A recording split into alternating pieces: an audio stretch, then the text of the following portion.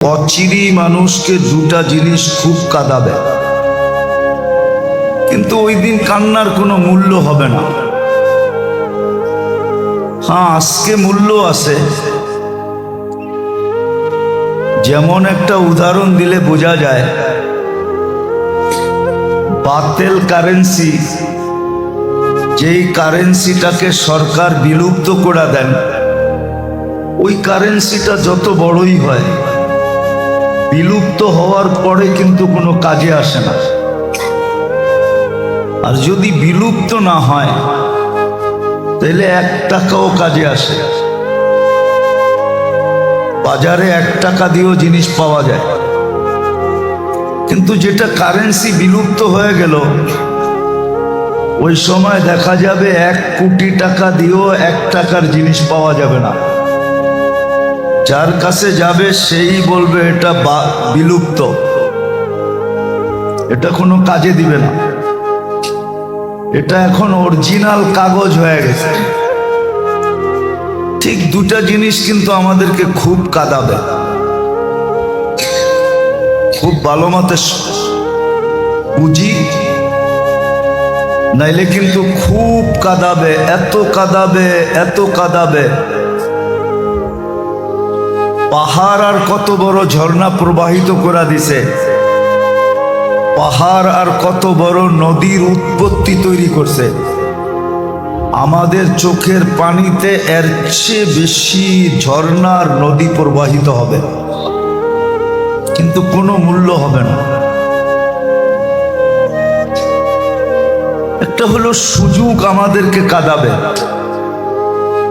দুনিয়াতে যে সুযোগগুলো আল্লাহর পক্ষ থেকে আমাদের জন্য নির্ধারিত ছিল, বা আল্লাহর পক্ষ থেকে যেই সুযোগগুলো আমাদেরকে দেওয়া হয়েছিল, ওই সুযোগগুলো যদি কাজে না লাগাইলাম, না শিখলাম, না জানলাম, কাজে না লাগাইলাম, তো এই সুযোগগুলো কিন্তু একদিন আমাদেরকে কাঁদাবে।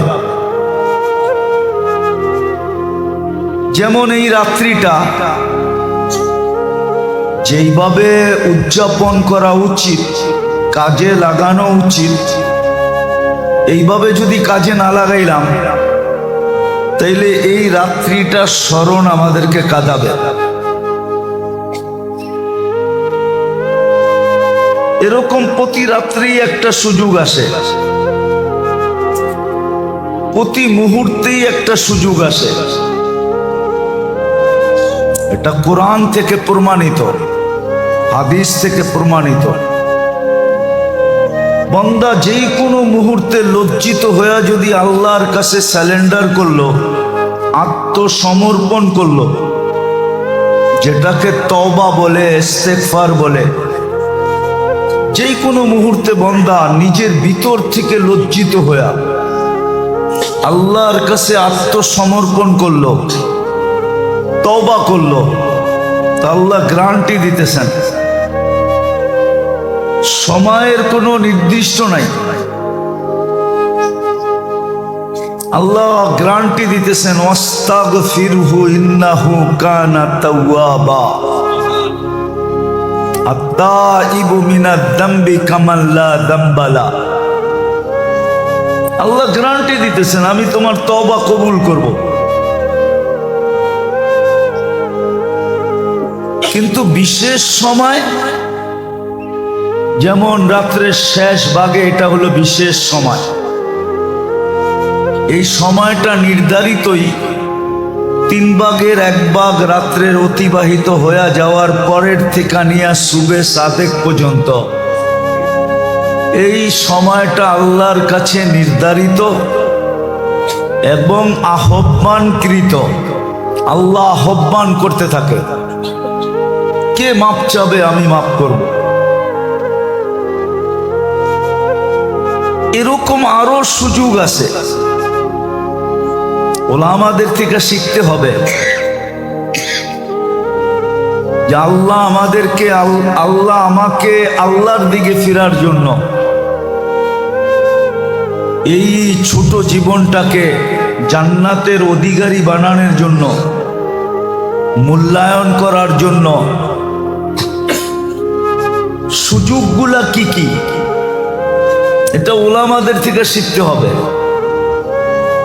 সবগুলা যে কাজে লাগাইতে হবে এমন না, আর আমি যে পারবো এমনও না, কিন্তু একটাও যদি কাজে লাগাইতে পারি তাহলে দেখা যাবে এই সুযোগগুলো আমাকে কালকে কাঁদাবে না, বরং সুযোগে কাজে লাগানোর কারণে আমি কালকে কাঁদবো না, কালকে হাসবো। কোরআন এটাই বলে, যাহিকা যাহিকাতুন, কোরআনের শব্দ, কালকে হাসতে থাকবে। সারা দুনিয়াও যদি কাঁদে তো সে হাসবে। শুধু হাসবে না, সমস্ত সুসংবাদগুলা তার কাছেই আসতে থাকবে। যাহিকাতুম মুস্তাবশিরা, কোরআন বলে। তো সুযোগগুলো একদিন আমাদেরকে কাঁদাবে, যেমন আজকের রাত্রে সুযোগটা আমাকে কাঁদাবে যদি আমি এটাকে সঠিক ব্যবহার না করলাম। আর এই সুযোগটা আল্লাহ সুযোগ এই জন্যই দেন, সুযোগ দেওয়ার কারণ আছে। আল্লাহ জানে বান্দা চতুর্মুখী প্রয়োজনে আর ব্যস্ততায় সবসময় জর্জরিত থাকে, বিদায় সবসময় যে আল্লাহ বলবে এটা অনেক সময় মনে চাইলেও সম্ভব হয় না। মনে চায় কিন্তু হয়ে ওঠে না।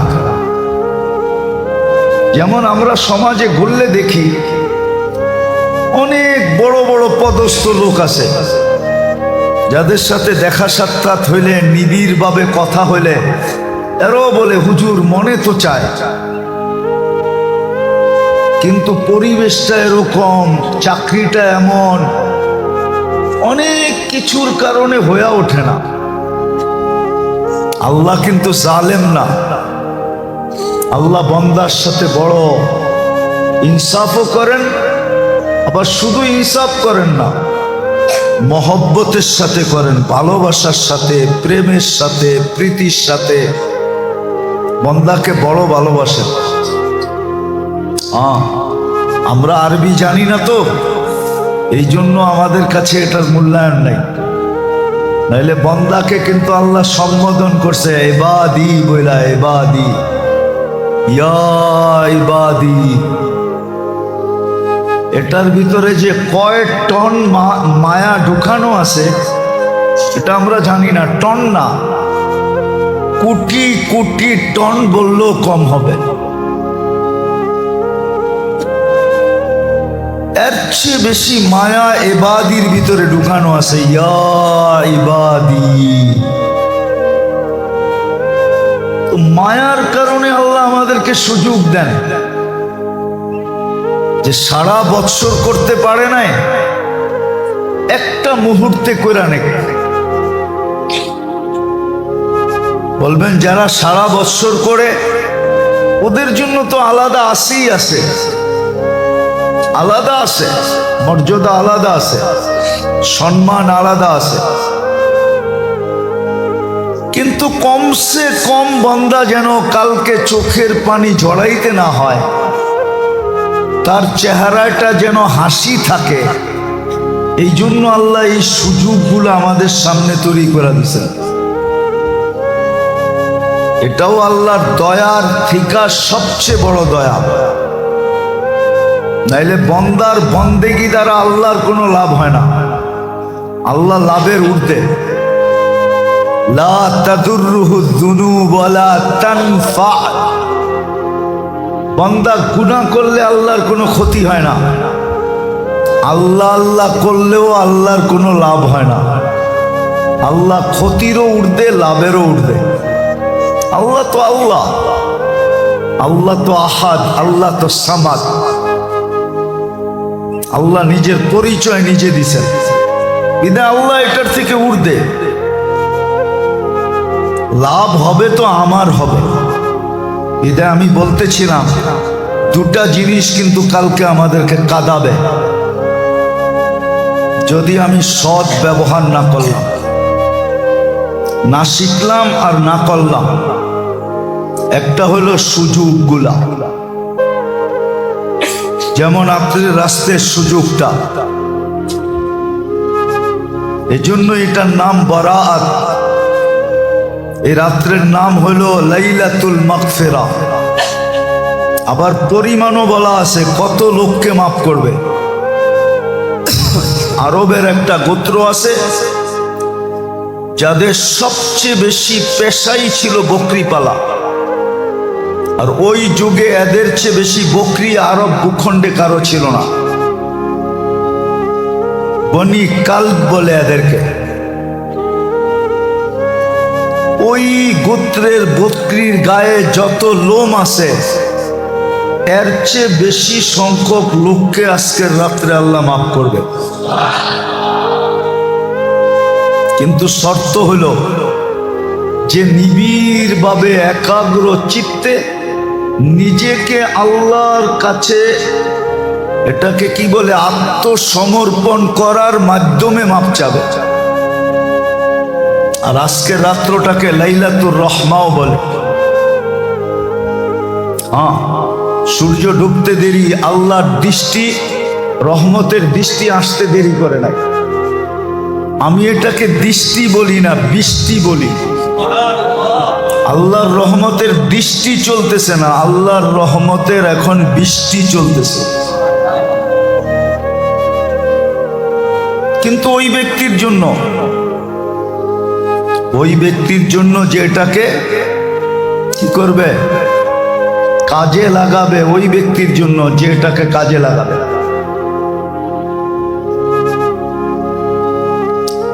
তো প্রথম যেটা বলতেছিলাম যে সুযোগগুলো একদিন আমাদেরকে কাঁদাবে।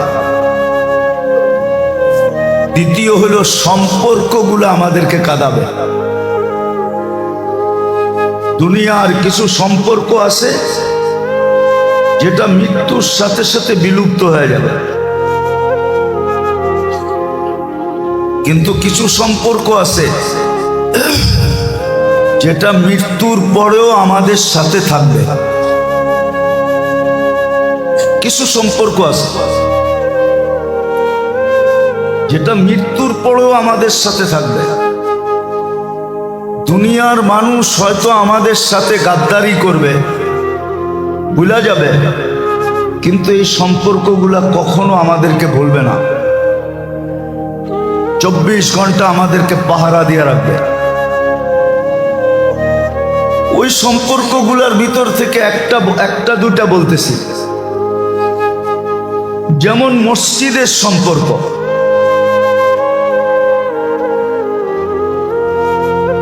ইবাদত বন্দেগীর সম্পর্ক, দ্বীনি মাদারিসের সম্পর্ক, হক্কানি আলেম ওলামা আল্লাহওয়ালাদের সম্পর্ক, তদ্রূপ এই কোরআনের সম্পর্ক। কোরআনের সাথে যাদের অগাধ সম্পর্ক আছে, পড়তে না পারলো তাতে কি আসে যায়? আমি বহুতবার বলছি, পড়তে না পারলো তাতে কিছু আসে যায় না, কিন্তু কোরআনের সাথে যদি গভীরভাবে সম্পর্ক রাখলো, শুধু চোখ বুলাইলো, হাত বুলাইলো, চুমা দিল, উল্টায় উল্টায় দেখলো, আর ভিতরে একটা আফসোস থাকলো যে আল্লাহর কালাম আমি পড়তে পারি না। এই যে এক সম্পর্ক, আল্লাহর সাথে সম্পর্ক, আল্লাহর রসুলের সাথে সম্পর্ক, এরকম শত সম্পর্ক আছে যেটি উলামায়ে কেরামের কাছ থেকে শিখতে হবে। এই সম্পর্কগুলা কিন্তু আমাদেরকে একদিন কাঁদাবে, আল্লাহ প্রমাণ করে দেখাবে। এক একটা সম্পর্কের ব্যক্তিকে নিয়ে আসবে আর বলবে এই সম্পর্কের বিনিময়ে আমি একে এটা দিলাম, তোমাকেও দেওয়ার ছিলাম, কিন্তু তুমি তো এই সম্পর্কটা গড়ো নাই, বিজা আজকে তুমি এটার থেকে বঞ্চিত। ওই দিন কিন্তু কাঁদবে, অনেক কাঁদবে। বললাম না পাহাড় আর কত বড় ঝর্ণা প্রবাহিত করে দিছে, আর কত বড় নদীর উৎপত্তি স্থল হইছে। এর চেয়ে বড় বেশি আমার কান্না দ্বারা হবে, কিন্তু কোনো দাম হবে না। কসম খোদার, কোনো দাম হবে না, কোনো মূল্য হবে না। আর এটা হাদিসে সুস্পষ্ট, কোনো ডাকা ছুপা না। কিন্তু আফসোস তো এইখানেই, এই সম্পর্কগুলো আমরা জানতেও রাজি না, আবার গড়তেও রাজি না, গড়তেও রাজি না। সম্পর্কগুলো জানতেও রাজি না, গড়তেও রাজি না। কাহিনী বলার অভ্যাস আমার নাই, কিন্তু ইতিহাসের পাতায় একজন আলেম আছে, আব্দুর রহমান হাফফার নাম ওনার। হাফফার ওনার উপাধি এই জন্য যে ওনারা বংশগতভাবে কবর খোদক ছিলেন, কবর খোদক। দামেস্কের কবরস্থানে কবর খুঁড়ত, ওটা ওনাদের বংশগত পেশা ছিল। উনি বুড়া বয়সে আলেম হয়েছেন শুধু দুইটা কবরের অবস্থা দেখা, যেটা উনি ওনার হাতে খুঁজছেন, আর লাশটাকে উনি ওনার হাতেই ওইখানে নামাইছেন।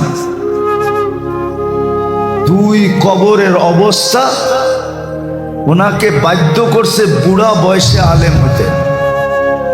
আর ছোটখাটো আলেম হন নাই, যার নাম এখনো ইতিহাসের পাতায় লেখা আছে, আব্দুর রহমান আল হাফফার। ইতিহাসের পাতায় নাম লেখা ফেলছে বুড়া বয়সে, যার রচিত অনেক কিতাব এখনো দুনিয়ায় পাওয়া যায়, বিলকুল বৃদ্ধ বয়সে। মাদ্রাসা আলাদেরকে পর্যন্ত অবাক করে দিছে যে তুমি এই বয়সে পড়তে আসছো কেন। তো সে পুরা কাহিনী খুলা বলার পরে মাদ্রাসা আলা তাকে ভর্তি নিছেন। সে বলছে আমি চোখে দেখছি, বিদায় এই সত্যকে আমি অস্বীকার করি কি করে? আমি ওই মর্যাদা পাইতে চাই। প্রথমটা ছিল আলেমের কবর। যখন সে কবর দিতেছিল তো পুরা কবরের নূর তাকে বেহুশ করে দিছিল।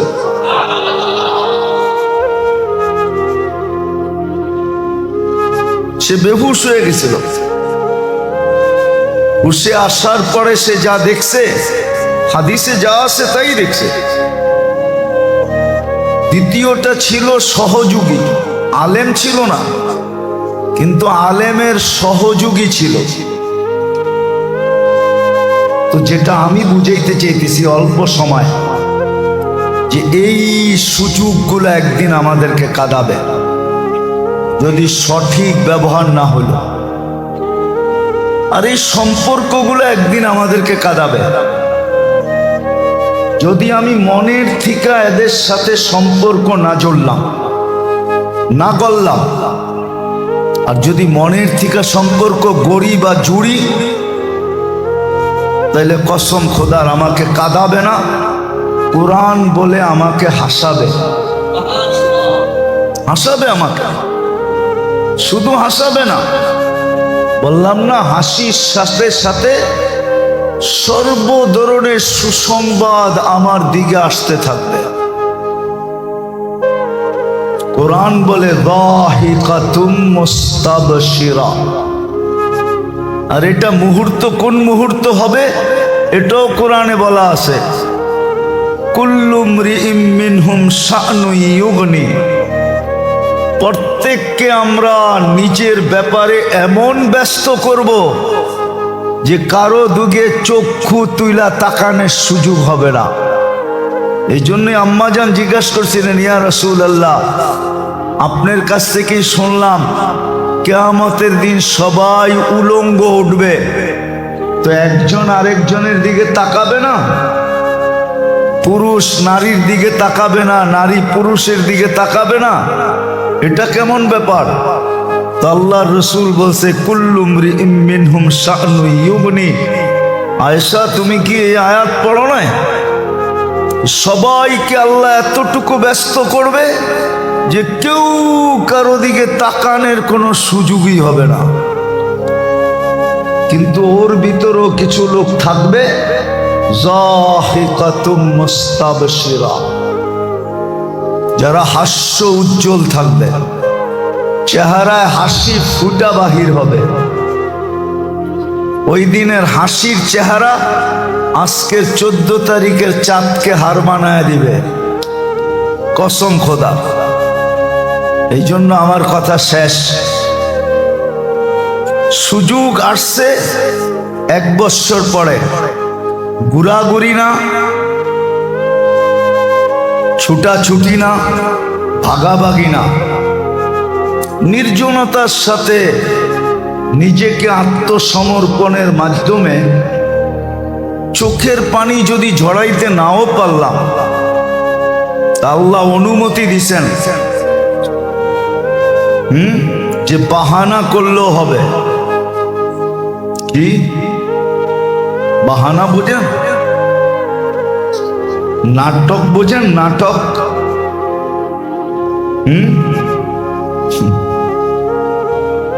এটাও চলবে। আরো একটা শব্দ আছে ভুলে গেছি, ড্রামা করলেও চলবে। কান্না আসে না, কান্নার বাহানা ভাঙ ধরলো, তাইলেও চলবে। এই জন্য সবার কাছে দরখাস্ত হবে, এই রাত্রটাকে হেলায় হারায় না দেওয়া। হ্যাঁ, 5-6 ধরনের লোককে আজকেও আল্লাহ মাফ করবে না, এটাও সত্য। 5-6 ধরনের লোককে আজকেও মাফ করবে না, যদিও নাকি এত সংখ্যক লোককে মাফ করবে। আমার তো বিশ্বাস বর্তমানে দুনিয়ায় 250 কোটি মুসলমান। কত? যেই গোত্রের বকরির চুলের সমান আল্লাহ বলছেন মাফ করবে, আমার বিশ্বাস এত সংখ্যক লোক বর্তমানে দুনিয়াতে মুসলমান নাই। এত সংখ্যক নাই। কেন? একটা বকরির গায়ে কয়টা লোম, তা আজ পর্যন্ত কম্পিউটার গয়না বলতে পারে না, ঠিক না? আপনার মাথায় কয়টা চুল এটা জানেন? এটাও তো জানি না, ঠিক না? মেশিনও তো নাই।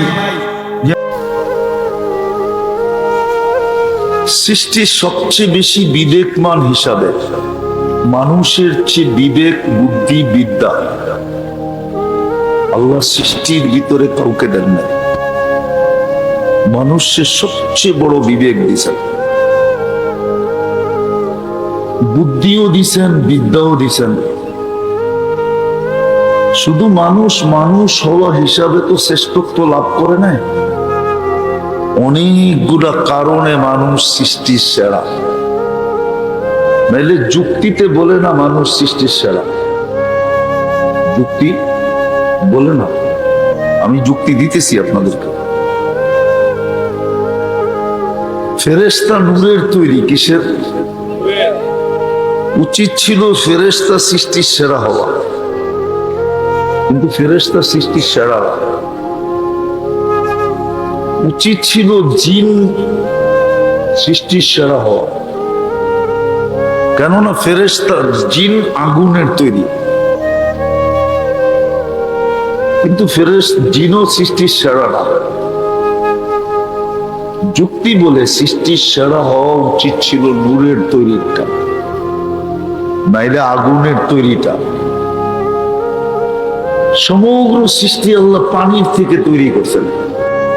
মিনাল মাই কুল্লু শাইইন হাই, কোরআন বলে। এইগুলা সৃষ্টির সেরা হওয়া উচিত ছিল, কিন্তু মানুষেরটা কোনো যুক্তিতে আসে না। সৃষ্টির সেরা হলো কি করে?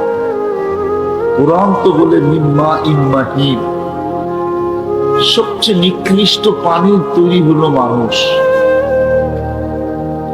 সবচেয়ে, কোরআন বলে বিদ্যুতের দুর্গন্ধময় নিকৃষ্ট পানির তৈরি। এটা কেন সৃষ্টির সেরা হলো? যুক্তি তো বলে নূরেরটা হওয়া উচিত ছিল, নাইলে আগুনেরটা হওয়া উচিত ছিল, নাইলে পিওর পানিরটা হওয়া উচিত ছিল, কিন্তু মানুষ কেন সৃষ্টির সেরা হলো? বোঝা গেল কিছু এমন জিনিস মানুষের ভিতরে আছে যেটা সৃষ্টির ভিতরে কারো ভিতরে নাই, সৃষ্টির মধ্যে কারো ভিতরে নাই। ফেরেশতা নূরের তৈরি, ঠিক আছে, কিন্তু ওটাকে 2 অক্ষর দিয়ে তৈরি করছে। জিন আগুনের তৈরি, এটাও 2 অক্ষর দিয়ে তৈরি। সমগ্র সৃষ্টি 2 অক্ষর দিয়ে তৈরি, আর মানুষ আল্লাহর কুদরতি হাত দিয়ে তৈরি। আমি 2-4টা কারণ দেখাইতেছি, কারণ দেখাইতে গেলে রাত্র পার হয়ে যাবে।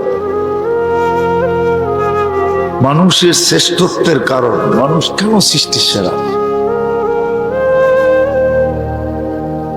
কেননা সমগ্র সৃষ্টি 2 অক্ষরে তৈরি। কুন ফাকান, ইদা আরাদা শাইয়ান আন ইয়াকুলা লাহু কুন ফায়াকুন। কুন বলতে দেরি, হইতে দেরি হয় না। আবার সমগ্র সৃষ্টি তরি গড়ি ভাবে 6 দিনে কমপ্লিট। 6 দিনে সমগ্র সৃষ্টি কমপ্লিট। আর প্রত্যেকটা মানুষকে কমপ্লিট করতে আল্লাহ 10 মাস সময় নিয়েছেন। 10 মাস। কি আপনি মার পেটে 10 মাস ছিলেন না? সমগ্র সৃষ্টি তো 6 দিনে কমপ্লিট। সিত্তা ইয়াম কোরআন আছে, কোরআন বলতেছে সিত্তা ইয়াম, 6 দিনে কমপ্লিট। ওটার ভিতরে আল্লাহর আরশও আছে, ওটার ভিতরে আল্লাহর কুরসিও আছে, ওটার ভিতরে জিবরিলও আছে, মিকাইল, ইসরাফিল, মালাকুল মউত, এমনকি আরশ বহনকারী ফেরেশতা। ওই 6 দিনের অন্তর্ভুক্ত ওই ফেরেশতা। আল্লাহ বলে লাউ আমারতুহু আন ইয়াকুলাস সামাওয়াতি ওয়াল আরদি ওয়া মা ফিহিন্না, আমি যদি খাইতে বলি সমগ্র সৃষ্টি, লা আকালা বিলুকমা, 1 লুকমা বানায় খায়া দেবে। এটাও 6 দিনের অন্তর্ভুক্ত। কিন্তু আপনি আর আমি 10 মাসে কমপ্লিট। তো যেটা বুঝাইতেছিলাম যে আমাদের একটা জিনিস চিন্তা করা উচিত,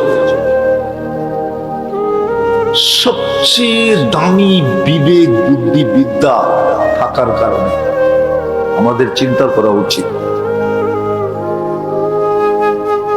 চিন্তা করা উচিত। মানুষের চিন্তা ক্ষমতা দিছেন আল্লাহ, কোন সৃষ্টিকে আল্লাহ চিন্তা ক্ষমতা দেন নাই। যদি দিতেন তাহলে অন্য সৃষ্টির চিন্তা ক্ষমতার মূল্যায়নও করতেন। কোন সৃষ্টির চিন্তার কোনো মূল্য নেই, মানুষের চিন্তার মূল্য আছে। ও আমাদেরকে জিজ্ঞাসা করেন, হাদিসে আছে লা তাফাক্কুরু সাআ, সামান্য সময় চিন্তা করা, খায়রুম মিন ইবাদাতি 60 আও 70 সানা, 60-70 বৎসর নফল ইবাদত করার চেয়েও উত্তম। তাও ওই ইবাদত যেটা কন্টিনিউ, 1 সেকেন্ডের জন্য থামে নাই। এর চেয়ে উত্তম হলো সামান্য সময় চিন্তা করা। বিধায় আমাদের প্রত্যেকের চিন্তা করা উচিত। আর কোরআন এটার হুকুম দিছেন যে তুমি চিন্তা করো। চিন্তার হুকুম আসছে কোরআনে। আমি সুস্পষ্ট বলতে চাইতেছি, অল্প সময় কথা হবে। চিন্তা করা উচিত যে আমি আল্লাহটা ভোগ করি কতটুকু, আল্লাহটা কতটুকু ভোগ করি, আল্লাহর নেয়ামত আমি কতটুকু খাই, 24 ঘন্টা আমি আল্লাহর নেয়ামত কতটুকু ভোগ করি। বিপরীতে আমি আল্লাহ আল্লাহ কতটুকু করি, বিনিময়ে আমি কতটুকু আল্লাহ আল্লাহ করি, আল্লাহটা ভোগ করি কতটুকু, আর আমি আল্লাহ আল্লাহ করি কতটুকু, এটা চিন্তা করা উচিত। বলবেন আমি চিন্তা করব কেন? তাহলে কেনটাও বলতেছি, কেননা এখানে থাকা যাবে না। ঘোষণা এটাই আসছে, এখানে থাকতে পারবে না। ইলাইনা তুরজাউন, তোমরা আমার কাছে ফিরবেই ফিরবে। যদি আজকে না ভাবলা তাইলে কালকে তোমাকে ভাবতে বাধ্য করব। ভালো মতে মনোযোগ দিয়ে শুনি, কিন্তু আমি অসুস্থ মানুষ। অনেকে আমাকে দেখলে বলে আপনি কবর থেকে উঠে আসলেন নাকি।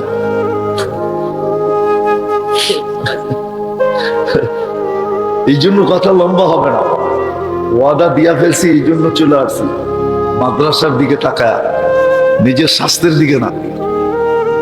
এই জন্য কথা লম্বা হবে না, আর মনোযোগ দিলে অল্প কথা যথেষ্ট হবে আমি মনে করি। এই চিন্তা কেন করব?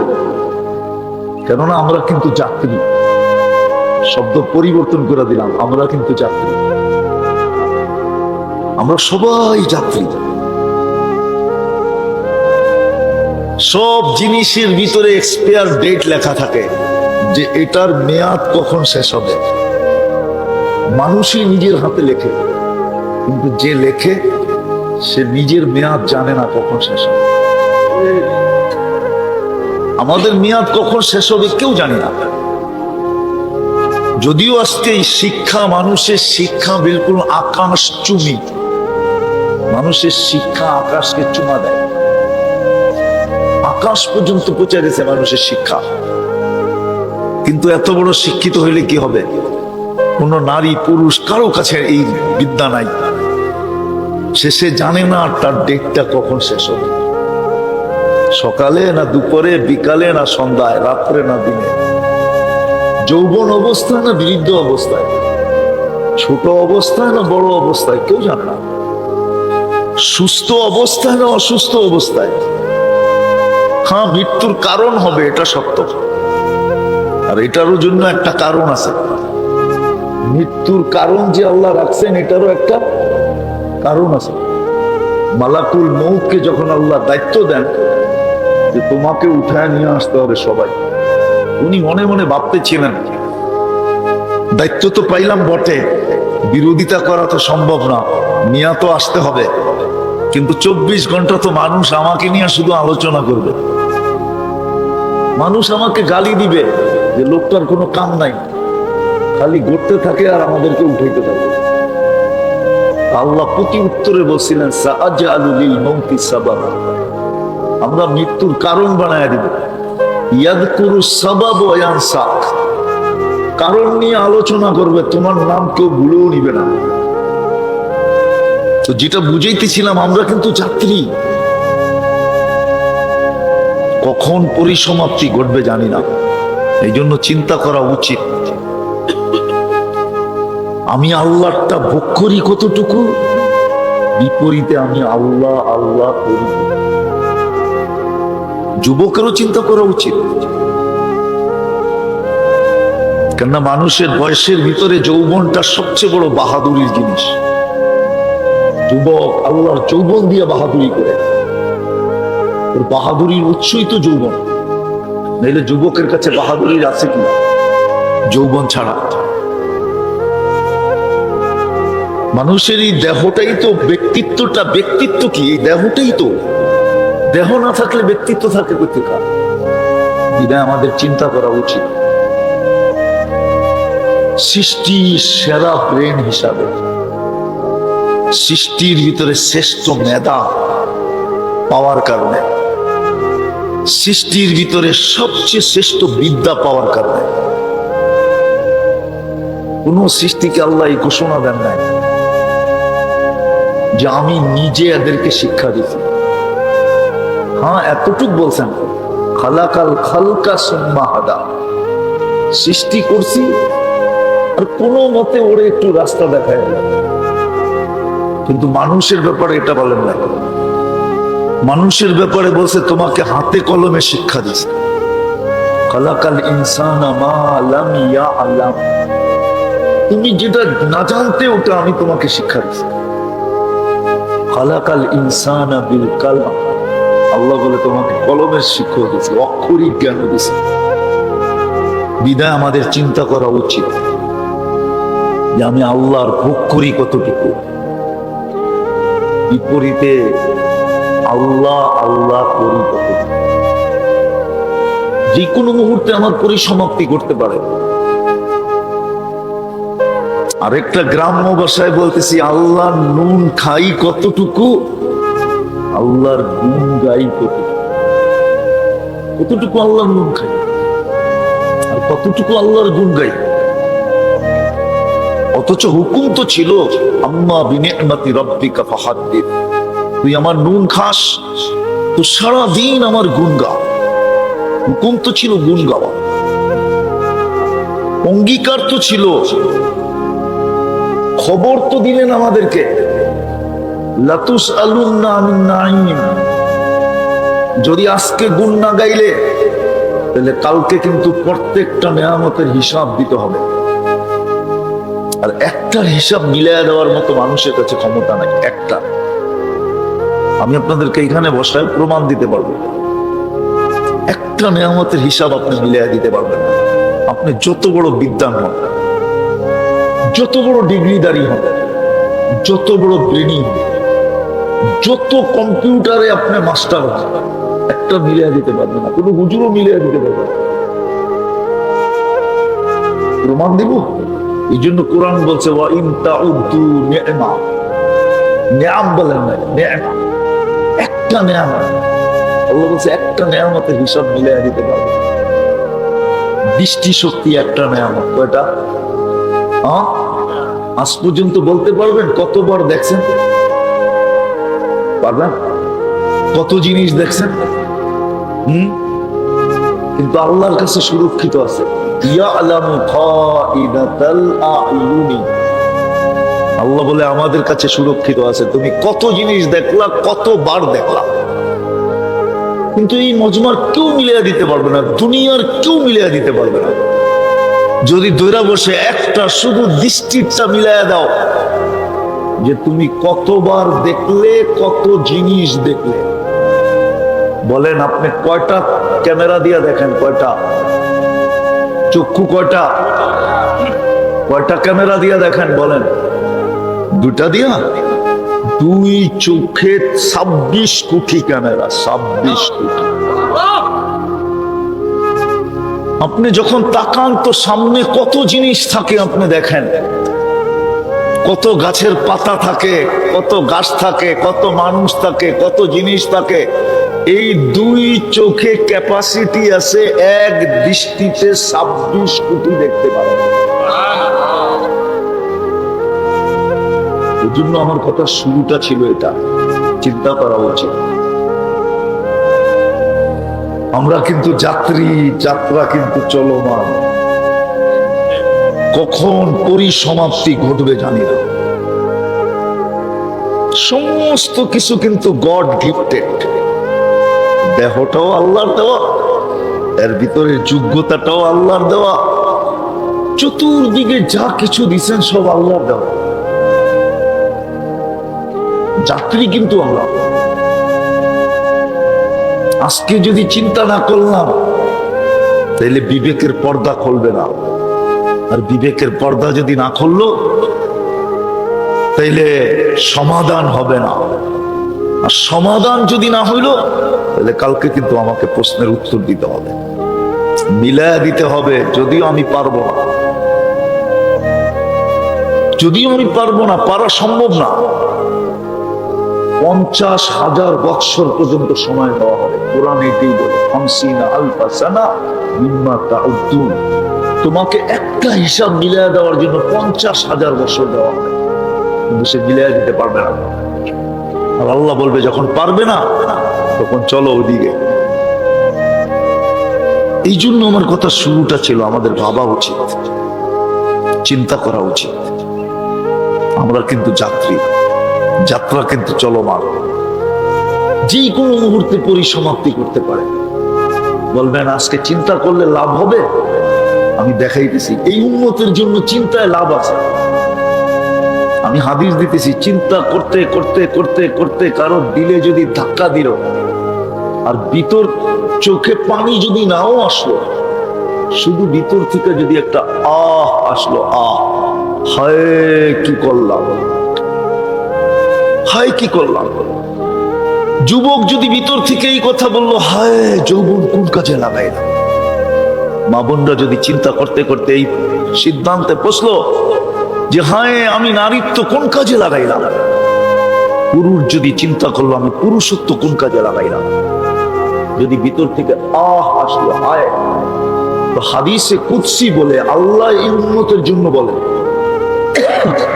ফালাম্মা তায়াক্কানতা বিল বাবা ওয়া যানানতা আন্নাকা মিন আহলিন নার মানাহতু ইলাইকা রিদওয়ানি ওয়াল্লাইতু ইলাইকা গফরানি ওয়া কুলতু লাকা লা তাহজান গফারতু লাকা যুনুব ওয়াল আওসার ওয়া লিআজলিকা সাম্মাইতু নাফসি আল আজিজুল গফফার।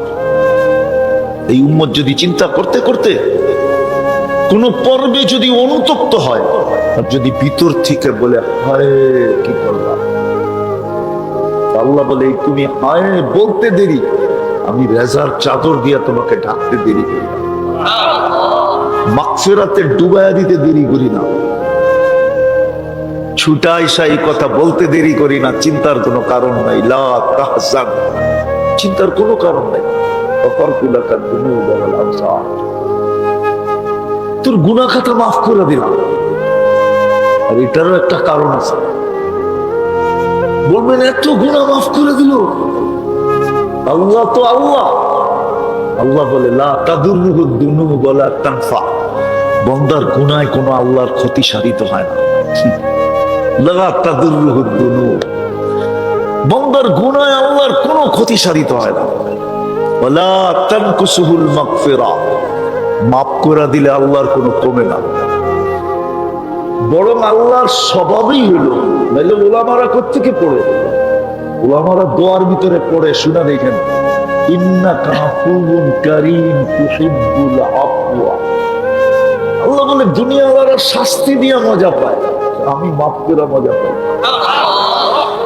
দুনিয়াওয়ালারা শাস্তির জন্য তালাশ করে, দেখবেন সিআইডি সারাদিন খুঁজতে থাকে, বিভিন্ন সংস্থা খুঁজতে থাকে আসামি শাস্তি দেওয়ার জন্য।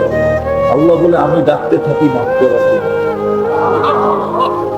তোমাদের শাস্তি দেওয়া স্বভাব, আমার মাফ করা স্বভাব। তোমাদের শাস্তি দেওয়া ক্রেডিট, আমার মাফ করা ক্রেডিট। তোমরা শাস্তি দিয়ে মজা পাও, আমি মাফ করে মজা পাই। তোমরা শাস্তি দেওয়া ভালোবাসো, আমি মাফ করা ভালোবাসি। বিনা আমি কিন্তু শেষ জায়গায় চলে আসছি, তুই শেষ জায়গায় চলে আসছি, তুই একটা জিনিসে শুধু আমরা শুনতে শুনতে না, দেখতে দেখতে অভ্যস্ত। মৃত্যুর কথা শুনতে শুনতে না, দাফন করতে করতে, জানাজা পড়তে পড়তে, মৃত্যুর খবর শুনতে শুনতে আমরা অভ্যস্ত, ঠিক না? বেশিরভাগ ওই লোকই হবে এখানে, বেশিরভাগ হবে যাদের দাদা পরদাদা নাই, ঠিক না? হয়তো বাবা আছে, মা আছে, কিন্তু দাদা নাই, ঠিক না? আচ্ছা দাদাও রইল, পরদাদা নাই, ঠিক না? তো মৃত্যুর খবর শুনতে শুনতে, জানাজা পড়তে পড়তে, দাফন করতে করতে আমরা অভ্যস্ত, ঠিক না? আর এটাই তো চির সত্য, একদিন আমাদেরও মরতে হবে, ঠিক না? না মরতে হবে না? একদিন আমাদেরও চলে যেতে হবে। এইখানে যে আসছে তাকে চলে যেতে হবে, থাকার সুযোগ কারো নাই, ছিল না, আর কিয়ামতের সকাল পর্যন্ত কারো এখানে থাকার সুযোগ হবে না। চাই তার বসবাস যত উঁচা প্রাচীরের ভিতরে হোক, যত টেকনোলজির মধ্যখানে হোক, যত প্রতিবন্ধকতার মধ্যখানে হোক,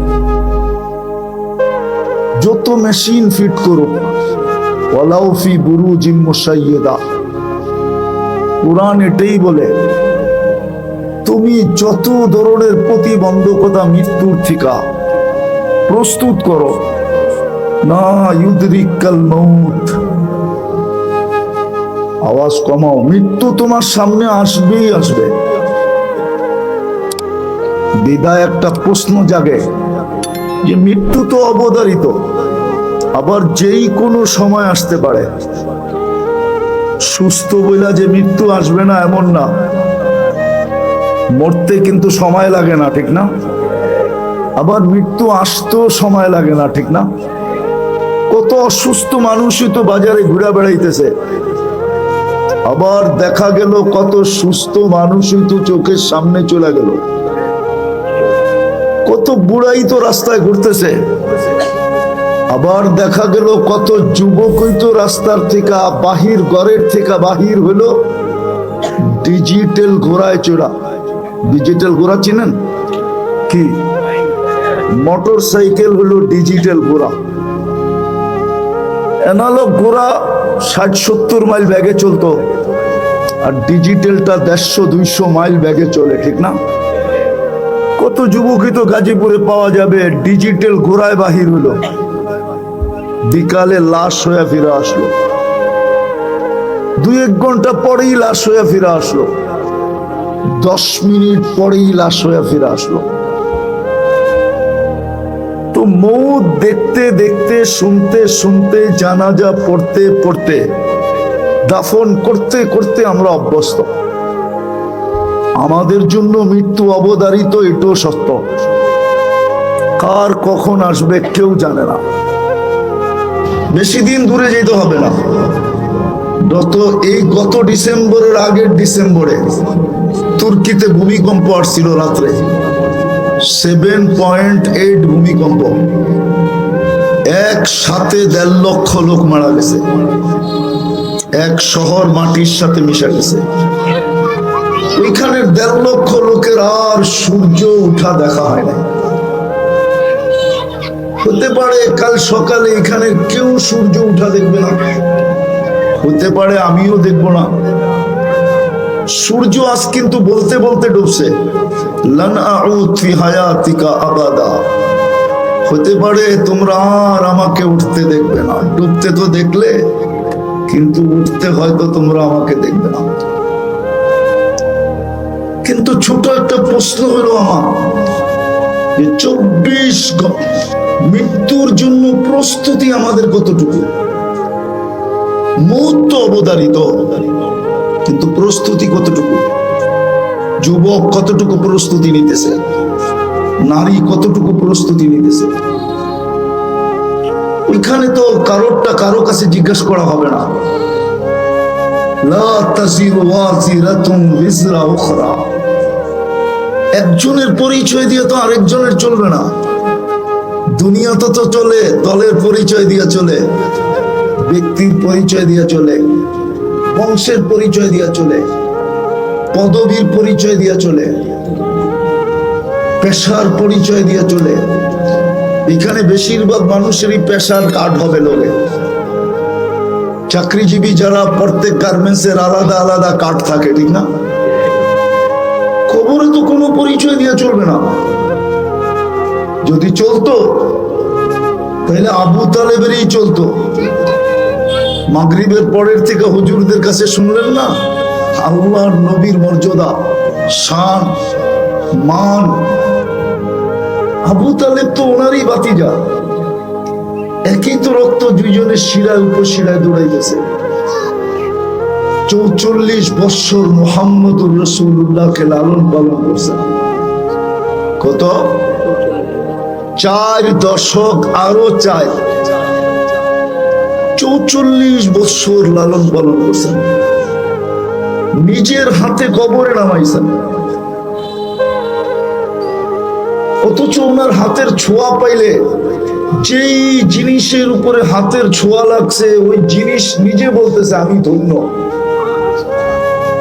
পিঠের ছোঁয়া লাগছে খেজুর গাছে, যেটাতে জুমায় পিঠ লাগায় খুতবা দিতেন। মেম্বর তখনও তৈরি হয় নাই। যেদিন মেম্বর তৈরি হয়েছেন, মেম্বরে পা রাখতে দেরি, খেজুর গাছ বাচ্চার মতো কাঁদতে দেরি করে নাই। শুধু আল্লাহ রসুল শোনেন না, পুরো মসজিদ শুনছে, কিন্তু খুঁজে পাইতেছিলেন না কাঁদে কে। ভালোভাবে লক্ষ্য করার পরে দেখা গেছে খেজুর গাছ থেকে কান্না আসতেছে। আল্লাহ রসুল নাইমা যায় সান্ত্বনা দিছেন, সান্ত্বনা দিছেন, তোমাকে জান্নাতে নিয়ে যাব, তুমি খেজুর দিবে আমি খাবো, তোমাকে পায়ের নিচে রেখা দিতেছি, তোমার উপর দিয়া পা দিয়া মেম্বরে উঠবো। তারপরে শান্ত হয়েছে।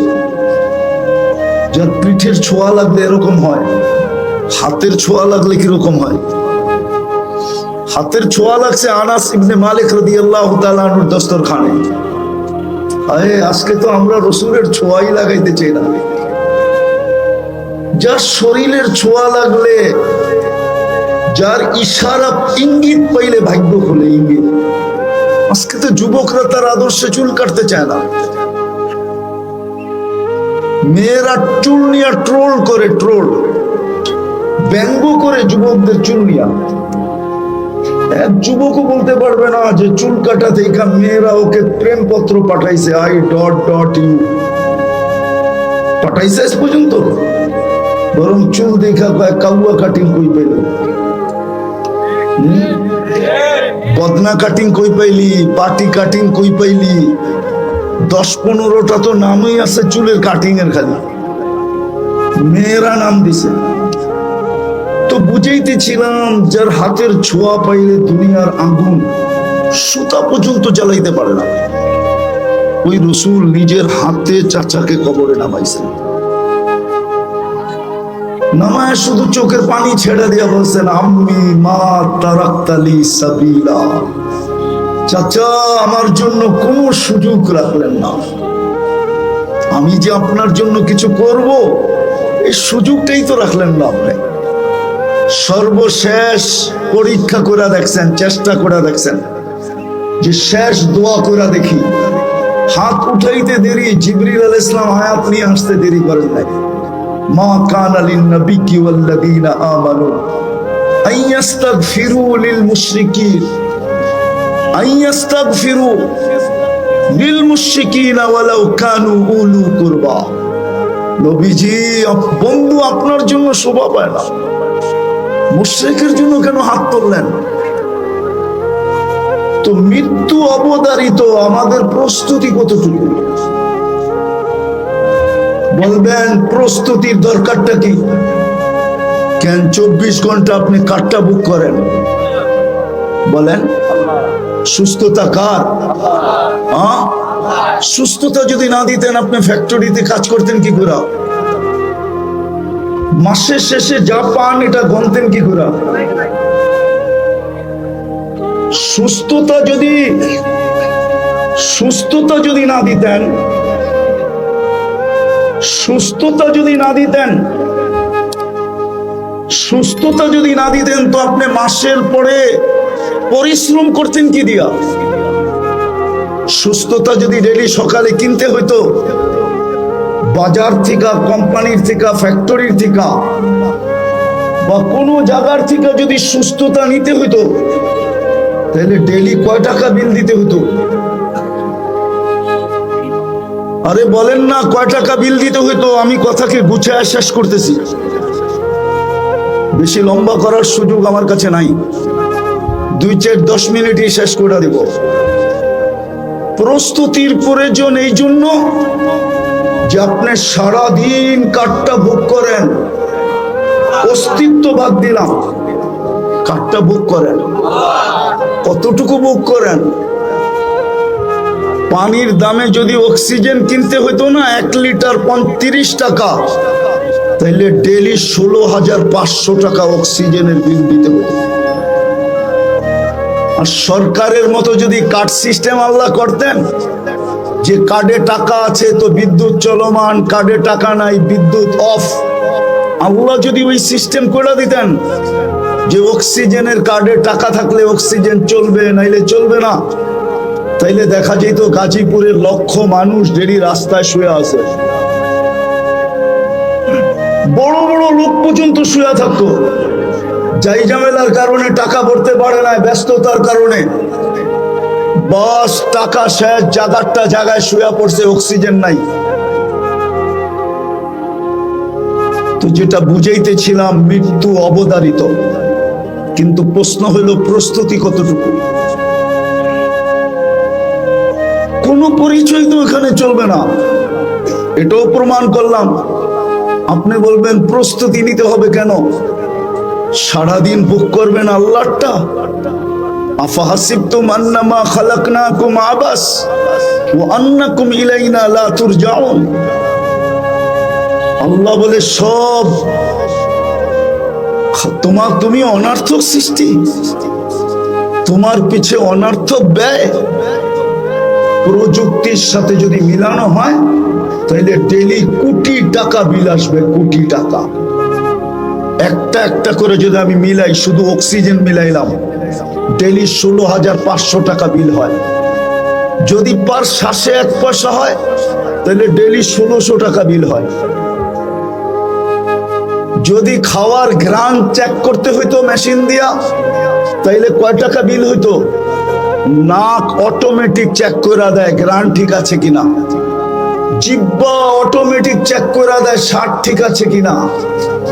এইগুলা যদি প্যাথোলজি সেন্টারে পড়তে, খাওয়ার আগে, পানের আগে যদি চেক করতে হইতো, তাহলে বোঝা যেত বান্ডেল কতটি লাগে, ওর জন্য পরিশ্রম কতটুকু লাগে। এখন তো 8 ঘন্টা পরিশ্রমে চলে, তখন 24 ঘন্টা পরিশ্রম করলেও মনে হয় চলতো না। বিল তো ভরতে হবে, নাইলে তো জাগারটা জায়গা আল্লাহ খাড়া করায় দিবে, জাগারটা জায়গায় অফ করায় দিবে। আল্লাহ অফ করাইতে পারে যে 1 ফোঁটা পানির থেকে